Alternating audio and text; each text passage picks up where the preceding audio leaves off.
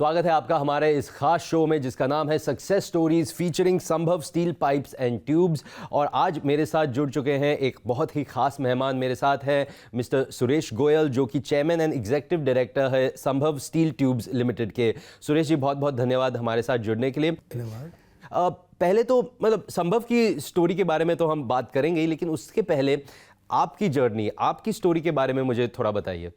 सुमित, अगर मेरी जर्नी की बात आप करते हैं, मैं समझता हूँ आप मुझसे पूछते हैं कि जीवन का सफ़र कैसा रहा, तो बड़ा फिल्मी सा सफ़र, और कह सकते हैं कि वही उतार चढ़ाव जीवन के, वही ताना बाना जीवन का जीते जीते बुनते बुनते हम जीवन में आगे बढ़ते रहे। मैं जब देखता हूँ, मैं जीता वर्तमान में हूँ और थोड़ा फ्यूचर की तरफ देखने की कोशिश करता रहता हूँ। जब शुरुआत की जीवन की माता पिता के संघर्ष के साथ हम जुड़े, वो 2 कमरों का घर, वो 2 चारपाई, और मेरे माता पिता 4 बच्चों के साथ उन चारपाइयों पे हमने जीवन के शुरुआती दिन, कभी ऐसा लगा नहीं कि जीवन में कोई जगह की ज़रूरत है। बड़ी कंफर्टेबल सी वहाँ पे हम लाइफ जीते थे।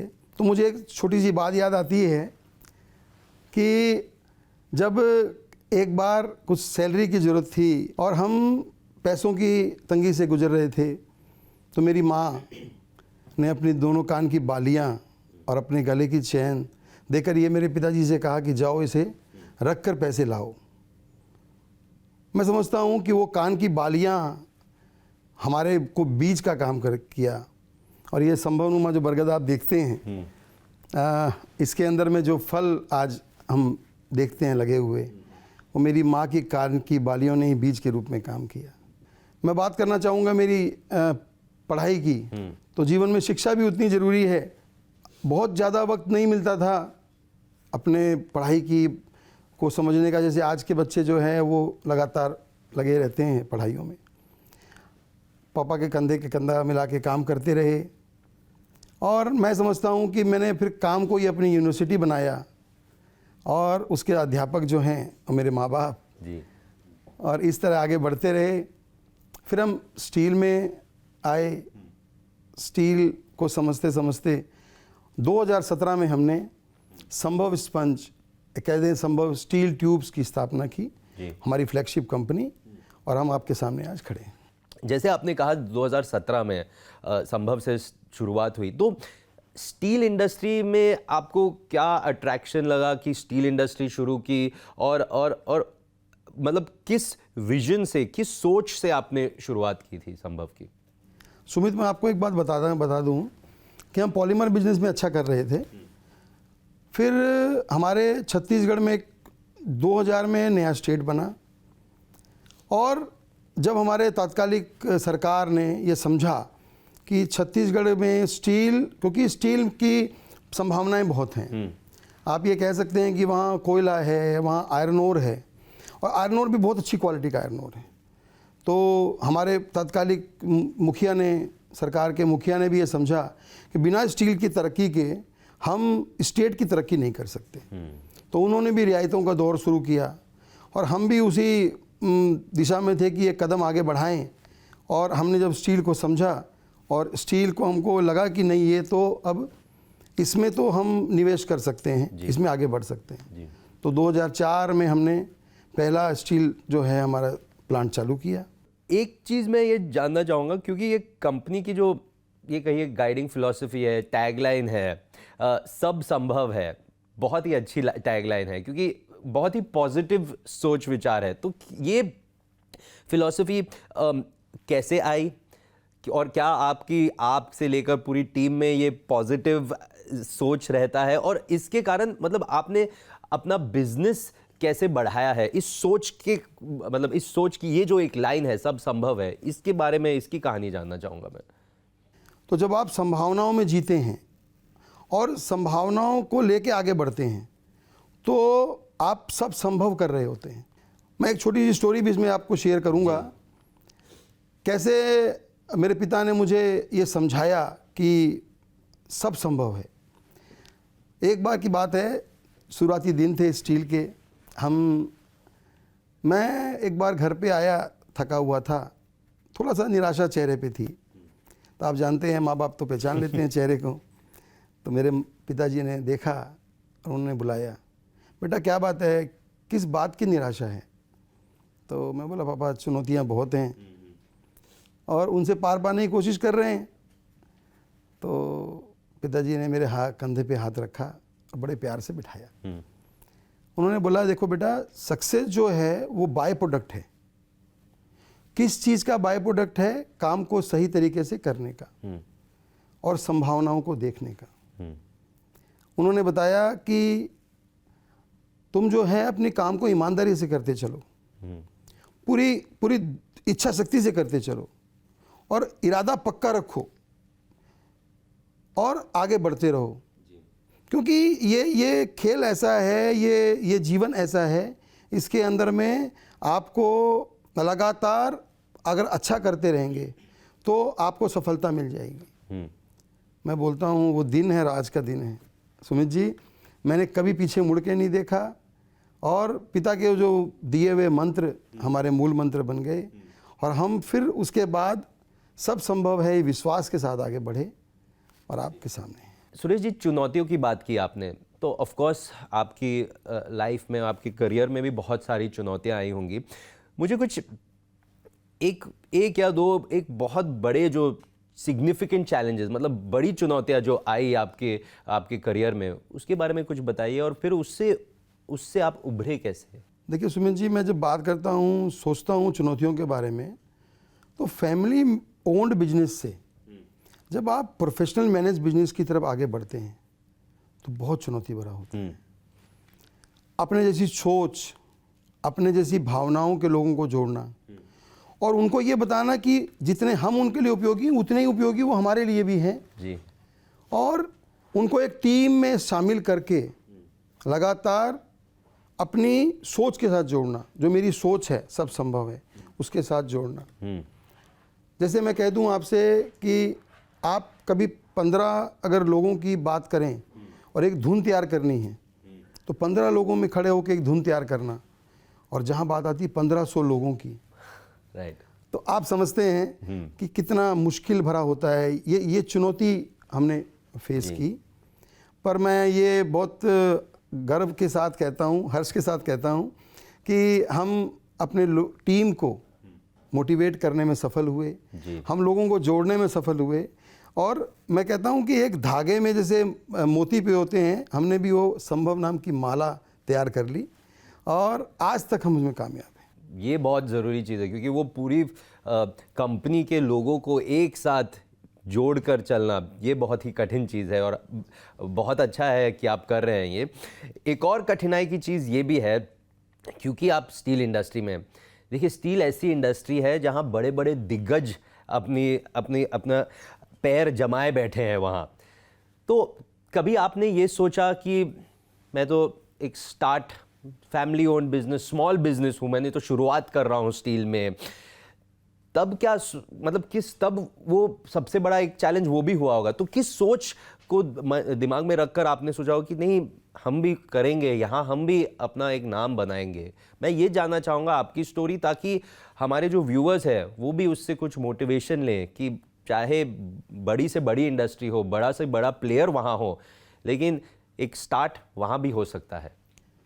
देखिए सुमित जी, इस बारे में मैं आपसे बता दूं कि ये बात आपकी बहुत सही है कि बहुत बड़े बड़े स्टील इंडस्ट्रीज़ के पैर पहले जमे हुए हैं और उन्होंने भी भारत की तरक्की में लगातार योगदान दे रहे हैं जी।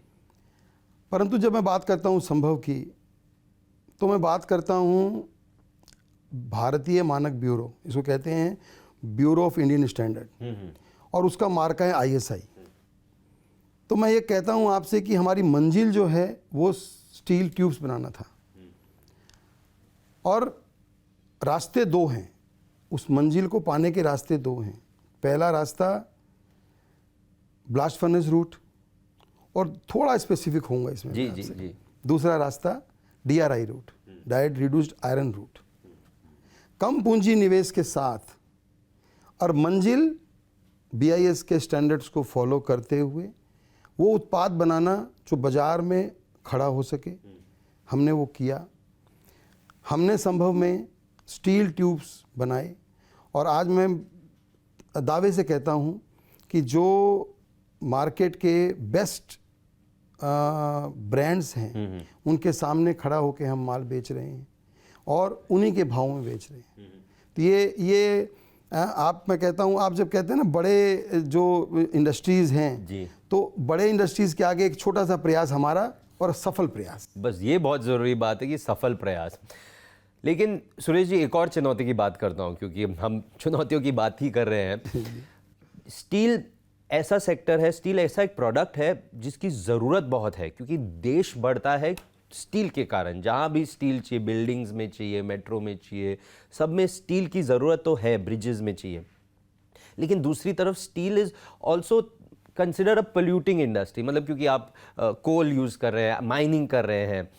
तो आप कैसे स्टील बना रहे हैं, गुड क्वालिटी स्टील बना रहे हैं, लेकिन ये ध्यान में रख रहे हैं कि जो इन्वायरमेंटल स्टैंडर्ड्स है, सस्टेनेबिलिटी है, बिजनेस जो आजकल कहते हैं ग्रीन बिजनेस, कार्बन एमिशंस कम है, उसमें कैसे प्रयास कर रहे हैं, उसमें आप क्या प्रोग्रेस कर रहे हैं? वाकई में बहुत आपने कोर क्वेश्चन मुझसे पूछा। ये दरअसल में मेरे दिल के बहुत नज़दीक है। जब हम बात करते हैं पर्यावरण संरक्षण की, आप यही कहना चाहते हैं कि भाई स्टील जब बनता है तो उसमें जो कार्बन एमिशन होता है उसको हम किस तरह से ओवरकम करते हैं। यस। तो हम हर तरीके से जो कार्बन एमिशन है उसको प्रयास करके कम करते हैं। और बात कह दूं मैं, संभव अपनी पावर की ज़रूरतें, ऊर्जा की ज़रूरतें सोलर पावर से पूरी करने की कोशिश कर रहा है। हमने अभी सोलर पावर लगाने की दिशा में आगे बढ़ाया है, एग्रीमेंट किया है। और मैं निश्चित तौर पे कहता हूं आपसे कि जल्दी ही संभव ग्रीन स्टील की दुनिया में कदम रखेगा और आपको ग्रीन स्टील का सर्टिफिकेट संभव के हाथों में होगा। बहुत बढ़िया, ये तो बहुत अच्छी बात कही आपने।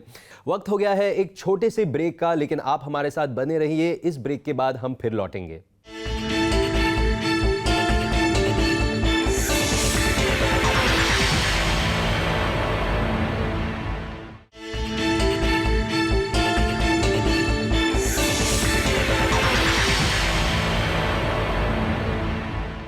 Welcome back to success stories featuring Sambhav steel pipes and tubes. और मैं आज बातचीत कर रहा हूं सुरेश गोयल जी के साथ।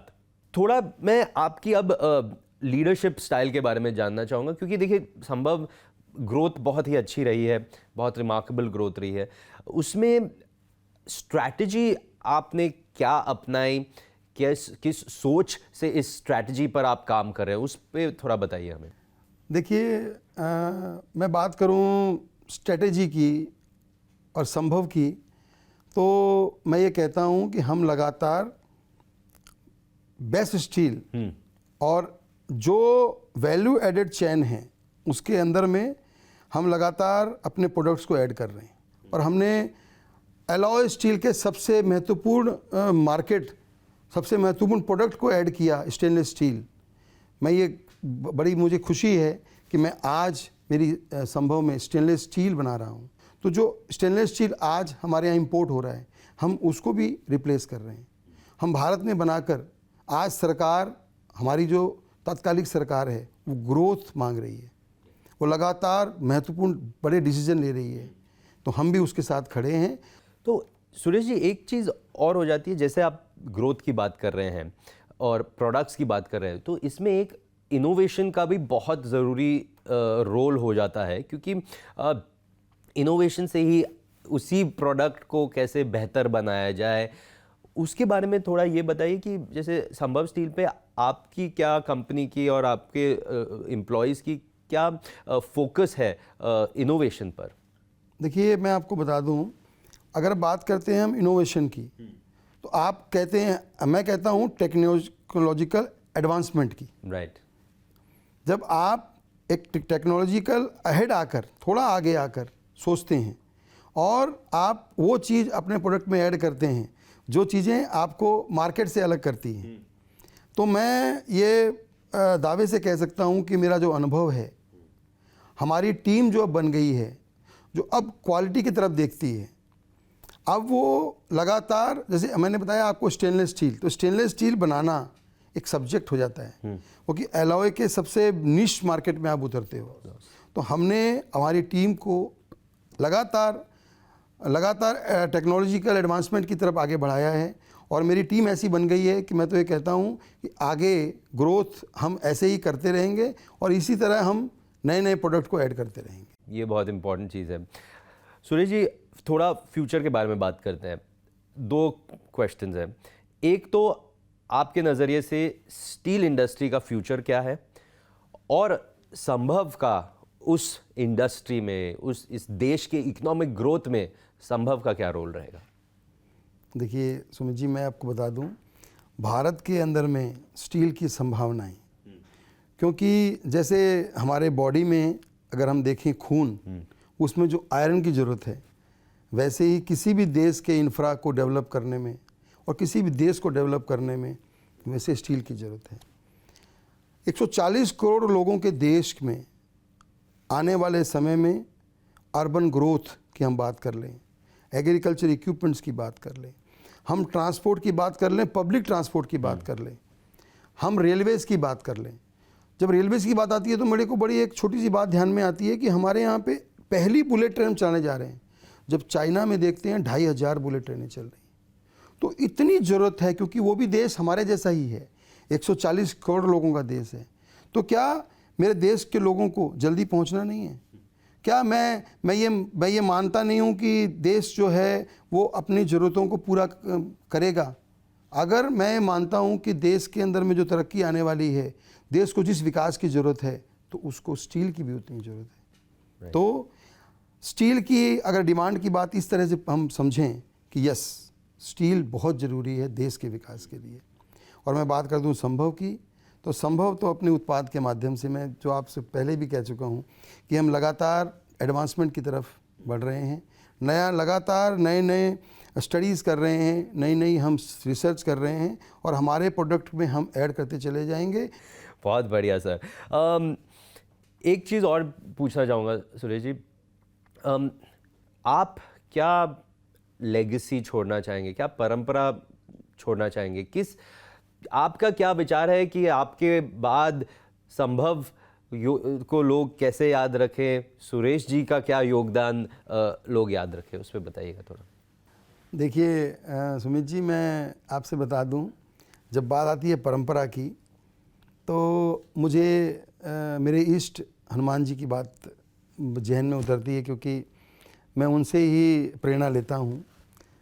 जब लक्ष्मण जी पड़े हैं ज़मीन पर और उनको जीवन के लिए जड़ी बूटी की ज़रूरत है, हनुमान जी देखते हैं और बहुत दूर है, सब कहते हैं बहुत दूर है, कुछ दूर वनांचल में किसी पर्वत पे वो बूटी है, परंतु हनुमान जी बोलते नहीं, संभावनाएं हैं और मैं प्रभु लक्ष्मण के प्राण बचा सकता हूँ। और वो चल पड़ते हैं और वो कामयाब हो जाते हैं, और वो जड़ी बूटी से लक्ष्मण जी के प्राण बचाते हैं। तो मुझे वो संभावनाओं को जीना और संभावनाओं को कैसे संभव करना है, मेरे को हनुमान जी से याद आता, पाठ सीखने का मतलब मेरा प्रेरणा मिलती है। और मैं कह दूं कि बात है परंपरा को और आगे निभाने की, तो आज के युवा के बारे में छोटी सी बात कहूं तो वो बहुत जल्दी में हैं, बहुत जल्दी कमाई कर लूं, बहुत जल्दी ये बिल्डिंगें बना लूं, बहुत जल्दी कोई एक बड़ा सा पद मिल जाए, तो वो शॉर्टकट्स में हैं। तो मैं मेरे जीवन में हरदम कहता हूं कि नहीं, जीवन में कोई शॉर्टकट नहीं होता है स्मार्ट कट होता है। स्मार्ट कट होता है। सुरेश जी, बहुत अच्छा विचार है, लेकिन ये स्मार्ट कट जो फ्रेज है, इसके बारे में थोड़ा बताइए, बिकॉज फ्रेज सुनने के लिए तो बहुत ही अच्छा है, लेकिन उसकी मीनिंग, मतलब आपका क्या सोच है उसके बिहाइंड? देखिए सुमित जी, जब हम बात करते हैं स्मार्ट कट की, तो मैं कहूँगा कि व्यवस्थित रूप से काम करते हुए तरक्की करते जाना, ये स्मार्ट कट है। एक लास्ट क्वेश्चन सुरेश जी, आपकी क्या लीडरशिप स्टाइल है या लीडरशिप मंत्र है जिसको आप अपने एम्प्लॉयज़ के साथ शेयर करते हैं? क्योंकि मेरा ये मानना है कि जैसे जो लीडर है वो जो परंपरा होती है या जिनकी जो स्टाइल होती है उसे ही एम्प्लॉयज़ फॉलो करते हैं। तो आपकी स्टाइल के बारे में, आपका लीडरशिप मंत्र के बारे में कुछ बताइए। देखिए सुमित जी, जब आप बात करते हैं लीडरशिप की, तो मैं बात सोचता हूँ कि मैं संभव परिवार की बात करूँ तो मैं परिवार का बड़ा हूँ। अगर मैं बेटे की बात करूँ तो परिवार का बड़ा बेटा हूँ, और मैं बात करूँ ऑर्गेनाइजेशन की तो मैं बड़े पद पर हूँ। तो मेरी उतनी ही जिम्मेदारी बन जाती है कि मैं अपनी सोच को मेरे नीचे पहुँचाऊँ। जैसे मैं कहता हूँ ना, पानी ऊपर से नीचे की ओर बहता है जी। तो हम जब उन मंत्रों को लेकर जीवन जी रहे होते हैं, जो हमारे मंत्र मेरे पिताजी ने मुझे दिए, और मैं जब ईमानदारी से अपने जीवन को जी रहा होता हूँ, अपने काम को इच्छा शक्ति के साथ कर रहा होता हूँ, कड़ी मेहनत से कर रहा होता हूँ, तो मेरे जो नीचे के मेरे साथ में काम करने वाले लोग हैं, मेरी टीम है, वो भी उसको पहचानती है, नहीं हमारे जो बड़े हैं ये कर रहे हैं। और आप एक देखिए कि बच्चे जो होते हैं वो बड़ों को देखकर सीखते हैं। तो मैं भी ये समझता हूँ कि मैं जो करूँगा, मैं जैसा जीवन जीऊँगा, मेरे साथ काम करने वाले लोग, मेरे परिवार, मेरे बच्चे, मेरे भाई सब वैसा ही फॉलो करेंगे। तो यही मैं मानता हूँ कि यस, मुझे सब संभव है कि सोच अपने साथ रखनी है, और यही मुझे बांटना है मेरे जीवन में, मेरे लोगों में, ताकि वो हरदम कभी पीछे ना हटें और हरदम उनके मन में विश्वास से रहे कि सब संभव। बहुत बढ़िया, thank you so much Suresh ji हमारे साथ बात करने के लिए, आपकी स्टोरी शेयर करने के लिए और संभव की स्टोरी शेयर करने के लिए बहुत बहुत धन्यवाद हमारे साथ जुड़ने के लिए। ये था एक स्पेशल इंटरव्यू जो था हमारे इस खास एपिसोड का part, success stories featuring Sambhav steel pipes and tubes. बहुत बहुत धन्यवाद हमारे साथ जुड़ने के लिए।